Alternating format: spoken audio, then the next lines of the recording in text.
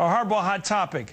Let me state here what nobody else has said so far. If Senator Barack Obama wins the Iowa Democratic Presidential Caucuses next Thursday, that's 8 days from now, it will be the biggest story in American politics in a generation.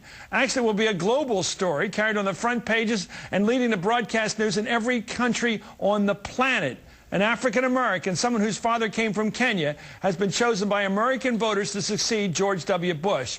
It's a story with enough tectonic importance that it will dominate world news for days. It will be up there with the opening of the Berlin Wall, the first all-races election in South Africa, both stories I was lucky enough to cover. And it could be just as positive, depending, of course, on your politics. Newsweek's Howard Fineman is the best friends in this business and also the best minds, I think. And I keep going back and trying to think about the box this campaign came in.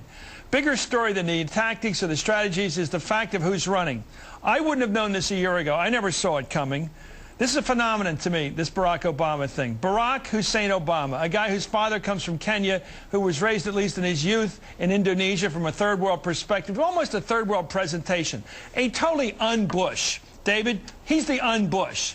He's everything that the president isn't, for better or worse. He's a man with a global perspective because he comes from the world to us. He's sort of a gift from the world to us in so many ways. Bush is a man lacking in curiosity, native intelligence, obviously, but lacking in sort of global interest even, or curiosity. It's been said a million times. And here's a guy who says, wait a minute, I am part of the world. I'm not just an American. I'm a citizen of the world. I'm going to bring us back to make us part of the world again. It just seems to me that if I were a Kenyan newspaper editor Friday morning next week, and Obama wins this caucus, I'm leading the paper with it. Oh, absolutely. If I'm a South African newspaper editor, if I'm somebody in Rangoon, wherever that is, if I'm somewhere in Hong Kong, I'm leading the paper with this. This is the biggest news story to come out of America since, I don't know what, Reagan beating Carter, at least. No, I think you're